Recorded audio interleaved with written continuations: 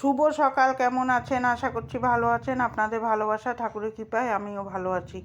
সকালে বানিয়েছিলাম লুচি আর আলুর তরকারি, সেটা করেছিলাম। ভিডিওটা কেটে দিতে হয়েছে মোবাইলের জন্যে। মোবাইল ভালো না হলে স্টোরেজটা বেশি হয়ে গেছিলো, ওই জন্য কেটে দিতে হলো। তারপর আমি রান্নাঘর থেকে ভিডিওটা শুরু করলাম। আশা করছি আপনাদের ভালো লাগবে। এই যে কড়াইতে তেল দিলাম, আলু ভাজবো।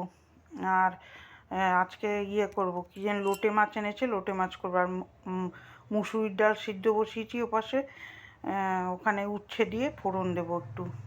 ভাল লাগছে না, মুখে রুচি লাগছে না।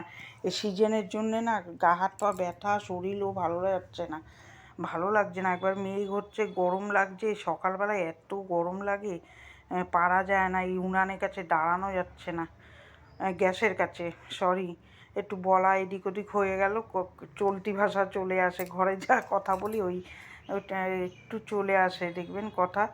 এই যেটা কড়াইতে তেল দিলাম, তেল দিয়ে আলু ভাজা বসালাম। তারপরে ডালটা ফোড়ন দেবো উচ্ছে দিয়ে। ভালো তো লাগছিল না, তারপরে আজকে রান্নাঘরটা পরিষ্কার করবো ভাবছি। রান্নাটা করে নিয়ে আগে, তারপরে এই স্ল্যাবগুলো পরিষ্কার করবো ভাবছি। রান্নার চাপ তো খুব বেশি নেই, এই হয় ব্যবসা মাঝে মাঝে ওঠে, মাঝখানে দাঁড়ানোর সময় থাকে না, আবার মাঝে মাঝে নেমে যায়, এই হয় ব্যবসাটায়। ওই জন্যেই উজাতে পারি না সংসারে। এই হলুদ দিয়ে একটু করে নেব, কাটা দিয়ে নেব। ভিডিওগুলো আপনাদের কীরকম লাগছে কমেন্ট করে জানাবেন। শর্ট ভিডিও তো ভালোই ভালোবাসা দিচ্ছেন, ওইটা ভালো লাগছে বেশ। এই ফুল ভিডিওতে ভিউটা একটু কম আসছে। এখন থেকে এই 11টাই আমি টাইম করে নেব, 11টাই দেবো, আর টাইম ঘুরাবো না। ঘুরাতে গেলে আমার ওয়াচ টাইমটাও ঠিক হচ্ছে না। এই করতে থাকি, দেখি কবে কি হয়।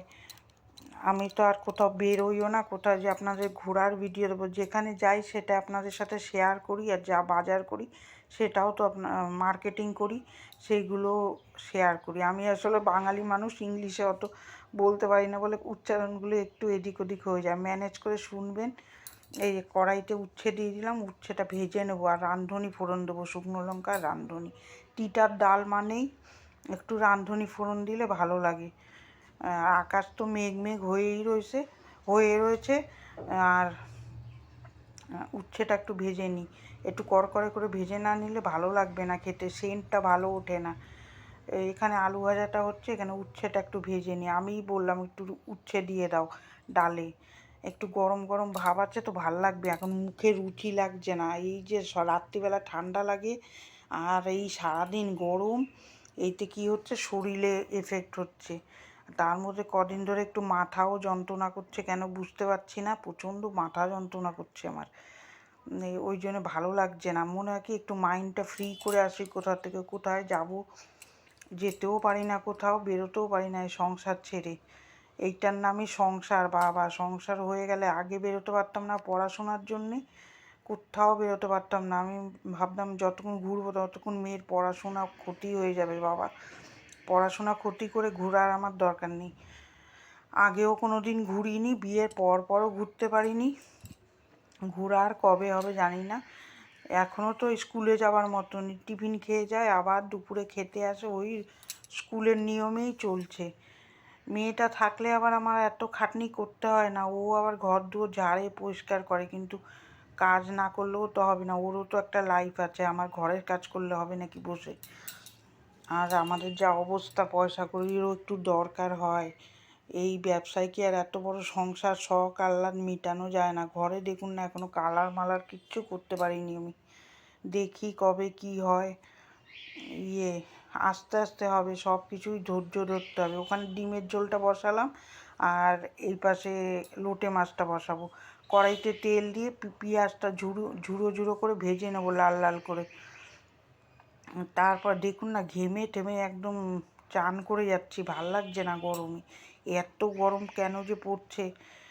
বৃষ্টি হলে মানে একটু তো ঠান্ডা হয়, ঠান্ডা ভাব নেই। বৃষ্টি হলে আরও বেশি গরম লাগছে। ওই একটুখানি টমেটো দিয়ে দিলাম। লোটে মাছটাও কালকে ভালো লাগছিল না, আমি লোটে মাছ খেতে ভালোবাসি।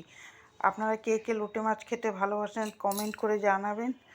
আর ভিডিওটা ভালো লাগলে আপনারা পুরো ওয়াচ করে একটা লাইক দেবেন ভালো লাগলে।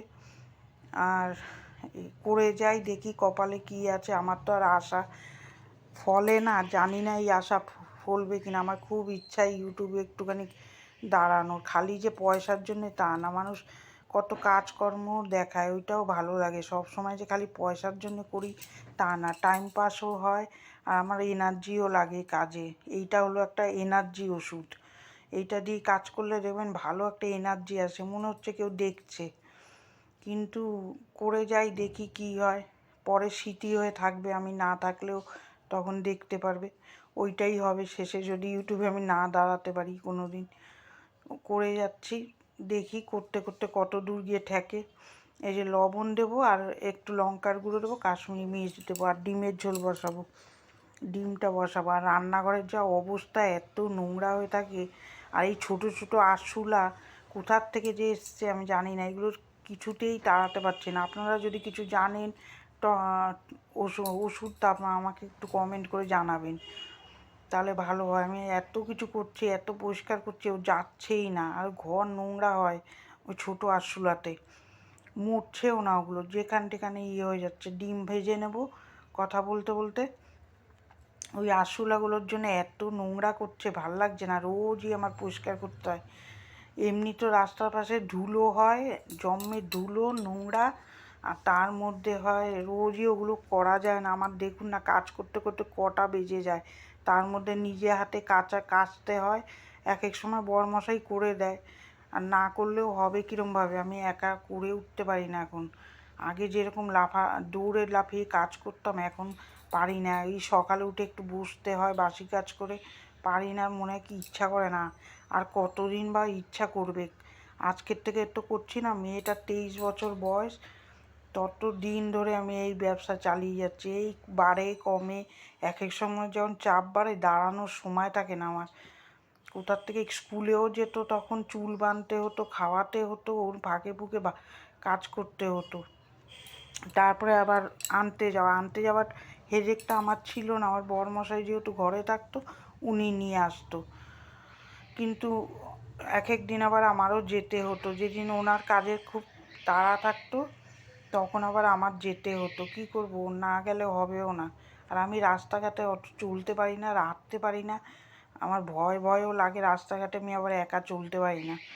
বিয়ের আগেও তো শাসনেই ছিলাম, আমার বাবা বেরোতে দিত না বেশি, ওই জন্য অত চড়বড়ে ব্যাপারটা নেই আমাদের মধ্যে। ওই রাস্তাঘাটে একা হাঁটার, এই যে লোটে মাছটা ধুয়ে রেখেছি ওটা দিয়ে দেবো, ঝুড়ো করবো। একা হাঁটার অভ্যাসটা নেই, আজকালকার মেয়েদের মতন আমাদের সেরকম অভ্যাসটা নেই। আমার মেয়ে যেটুকু চেনে আমি সেইটুকুও চিনি না। আমি বেরোই না তো বেশি ঘরের থেকে, বেশি ঘরে থাকি। আর গিয়ালে আমার বরমশাইকে নিয়ে বেরোই, একা একা যাই না, ভয়ও লাগে। আর আমি একা রাস্তায় হাঁটতে পারি না।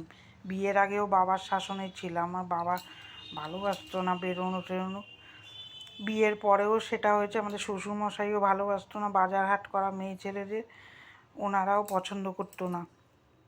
ওই জন্য আর ওই অভ্যাসটা হলো না বাজার হাট করার, আমি পারিই না। আগে করতাম মাঝখানে, ওই বাজার হাট করতে পারি না, দৌড়াদৌড়ি করতে পারি না। কেউ নিয়ে গেলে তারপরে আমি গিয়ে নিয়ে আনতে পারবো। ওই একা যে হেঁটে রাস্তাঘাটে বাজার হাট করবো অতটা চটপটে হতে পারিনি, আর দরকারও নেই হওয়ার। একা হাঁটতে চলতে, আর এখন দিনকাল যা চলছে বাবা, ভয় লাগে রাস্তাঘাটে এখন হাঁটতে। এই যে ডিমের মশলাটা দিয়ে দিলাম কথা বলতে বলতে। আর আপনাদের কি অন্নপূর্ণা ভাণ্ডার ঢুকেছে? আমার তো একবারও ঢোকেনি। কত কষ্ট করে ফর্মগুলো ফিল আপ করে দিলাম, আসলো না। ওই আশা করেছিলাম অনেক কিছু কাজেও লাগে পয়সা, আসলো না। আপনাদের এসছে, আমাদের তো একবার বোনদের ঢুকেছে, আমাদের আর আমার তো আসেইনি। সেই যে বন্ধ হয়েছে লক্ষ্মী ভাণ্ডার, আর আমার আসেনি। দূর, আর চেষ্টা করবো না, আসলে আসুক, না আসলে না আসুক। আর এইটা তো আর কিছু করার নেই, ওরা না দিলে আর আমার কিছু করার নেই, থাক গিয়ে দিতে হবে না। ওইটা দিয়ে অনেক কাজেও হতো, এখন পাচ্ছি না। এখন নিজের পয়সা দিয়েই সব ওইটা দিয়ে আমি আমার নিজের কিছুটা হাত খরচা কি সংসারেই লাগাতাম, হাত খরচা আমার বলে কোনো কথা নেই।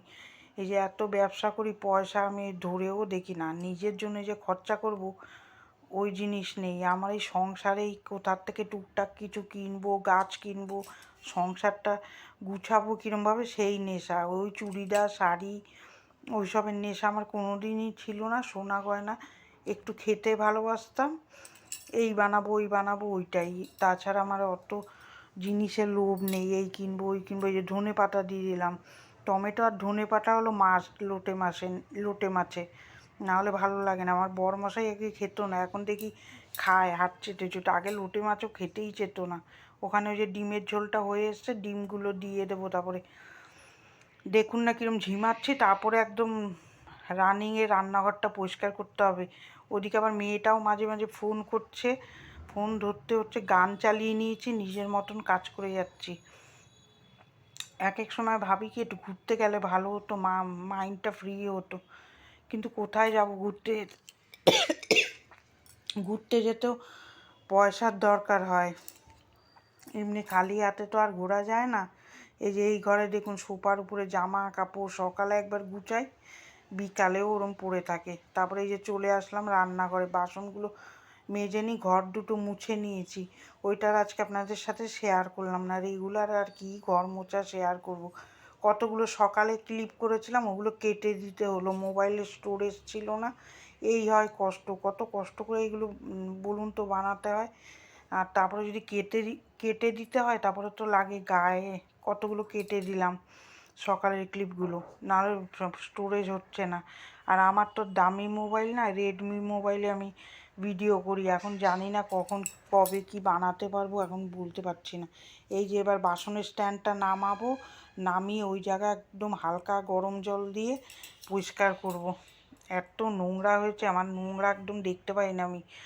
তাও শরীর ভালো লাগুক না লাগুক, সংসারটা কীরমভাবে গুছাতে পারবো সেটাই সবসময় মাথায় রাখি। কোথার থেকে কি করলে যেটুকুই জিনিস থাক, জিনিস তো বড় কথা না, ঘরটা পরিষ্কার রাখতে হয়। আমার মাও দেখি টুকটাক করে কাজ করে, এরকম বয়স হলে কী হবে, ঘর দূর পরিষ্কার করে ভালো। পরিষ্কার পরিচ্ছন্ন না হলে ঘর সংসারে আয় উন্নতি বাড়েও না। এই সার পাড়া হালকা গরম জল দিয়ে টাইলসটা পরিষ্কার করে নিলাম।